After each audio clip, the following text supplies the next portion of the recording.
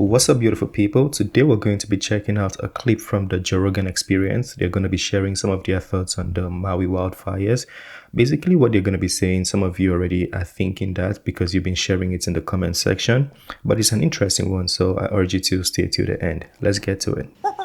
The Joe Rogan Experience. They know what they're doing out there, right? The people in office, Well, I mean, Tulsi can speak to that better than anybody. I don't know Mayor Biss. I may have met him in passing, but this has been one of the big failures around the aftermath of the wildfire on Maui. Is this total vacuum of information from government officials to the people. And in that vacuum, obviously people have all kinds of ideas or theories or this or that, but people were left without any kind of communication from anyone in a position of authority to provide help for days and weeks. And it created massive problems. And so, the immediate line of response needed to come from the county and from the mayor and from their emergency response director. And unfortunately, they did not communicate. They're still not communicating. There's still a huge lack of transparency and therefore an increasing level of distrust in any of the levels of government that should be bending over backward to answer questions and to say, hey, here's what's going on every single day. Here's what we're doing. Here's what we're trying to do. Here's what we're having a hard time doing. Whatever the case may be, it's been a major problem. From the beginning. Do you think that this is because of a complete lack of preparedness, that this is an unprecedented type of disaster, never happened before, it happens and they just weren't prepared, they don't know what to do, and it's incompetence? I think that is very true. And there's, in hindsight, there are things going back Maui has experienced drought year after year after year. Brush fires are a common occurrence, especially on the west side of Maui. Where Lahaina is, the side of the island that was most impacted by this. It is, being prepared for wildfires on Maui is something that if you look at their, emergency assessment documents, it's mentioned almost as a bit of an afterthought. Maui Fire has been vastly undermanned and under-resourced for quite some time. So there's all these different things you can look at from a preparedness level that should have been addressed long before. But from, the county officials, yes, they were completely overwhelmed and unprepared for this unprecedented wildfire. It's the worst wildfire our country has seen in over 100 years. Somebody explained this with regards to the snow in Vancouver. So to put it in context, they said it cost the government more to prepare for this kind of occurrences rather than just letting it happen. That it will cost them. Basically, what I'm saying is it will cost them less if they let it happen and then they get involved to maybe act like they are trying to help in the situation rather than preparing for it. So we're having a discussion about the snow in Vancouver. It's almost like the government never really prepare for the snow in Vancouver, and then when it happens, you see people swooping in to help, and it's like, why didn't you, prepare for this before it happened? So I think this might be the case in Maui too. People thinking, oh, it's going to cost us a lot of money if we are preparing for this thing. Let's just keep it aside. And then if it ever happens, maybe we can help, or maybe we can get funds to help. So that might have been the case here too, which I'm not saying is a good thing. It's something that the government should be putting attention to, especially after this occurrence. It should be part of the budgeting, because it has happened and it's proven to be very devastating. So this should be like written down now and noted down. But the problem is, once you get to that point, like, oh shit, this is really, really, really bad. Right. Not only in the hundreds of lives lost in that fire, but the surrounding communities of people who survived, but who went without power, who went without any cell phone signal, any ability to communicate with people, who didn't have, all of the gas stations in their neighborhood, they were empty. There was no way to get gas. They couldn't get food. They couldn't get clean water. The water supply systems were contaminated. I mean, there was disaster upon disaster that came in the aftermath of the fire that went unaddressed. And my biggest, I went there a few days after the fire happened. Maui was my district for 8 years when I served in Congress, and had a lot of friends there, and went out to those affected communities. And what I heard over and over again was no one from the county, the state, or the federal government has shown their face in our community. It is neighbors helping neighbors, families helping families, people on the island of Molokai, which you know, they don't have much on their island. Everything comes in by barge. They're loading up whatever they have in their general store on these little boats and running them over to West Maui on a private boat dock, because that was the only place that they wouldn't be blocked from bringing food and water and medical supplies. Now, why are people being blocked? I keep hearing that about people being blocked. Is it because they haven't gotten an accurate death count? Is it because they have to make an assessment of how much was damaged, and it's so massive, it's so vast that they haven't been able to do that yet? Like, why is it being blocked? Things are being opened up now. I think people are able to get in and out of the West Maui area. I understand that the historic town of Lahaina is still being blocked off, and they're working on reopening it as we speak. But in the couple of weeks after the fire, I don't have a good answer why they continue to block the roads again to those surrounding communities. Why they blocked people like Kai Lenny and others from using their jet skis and boats to try to bring supplies in through the water. You could say, well, we were trying to secure the area, but you're blocking friends and family from coming in and bringing necessary supplies, literally doing supply runs. So, you know, I jumped on a plane that was doing supply runs from Kahului, the main airport on Maui, out to this tiny little airport that serves that community. And that was, for a lot of days, the only way that they could get supplies brought in. I don't know. I really don't know. But again, this goes back to, why aren't you communicating to people what's going on and why you're doing what you're doing? All the result of their decisions left people and families and communities stranded in their most dire time of need.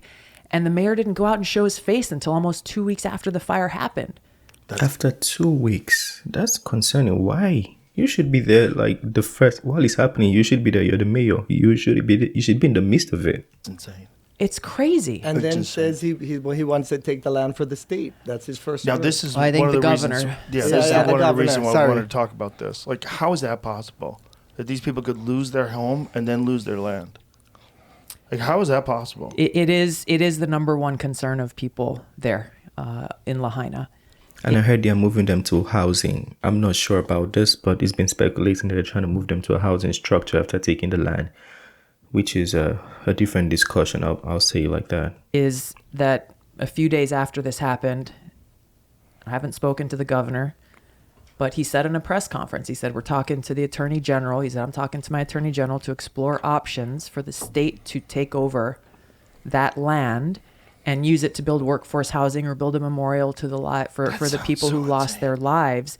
Yeah. But the fears that the people in Lahaina have, some of whom, like Archie Kalepa, famous surfer, community leader, Native Hawaiian leader, his family has lived in Lahaina for 9 generations, now being told, well, the state, the governor is looking at taking that land, taking ownership of that land, that it is unconscionable. Mm-hmm. And there's, we'll for those who've been displaced, we'll see about doing a land swap and we'll send you to the Big Island to live in Puna. Jesus. It's taking away the sovereignty of people's rights to have a say over their home, in many cases, their generational lands, it is such an abuse of power. And so this is, and I'm glad that there are leaders in the community who are leaning into this fight to make sure that they are fighting this fight before anybody tries to do that, rather than looking in the rearview mirror and saying, gosh, I wish we had done something. But just imagine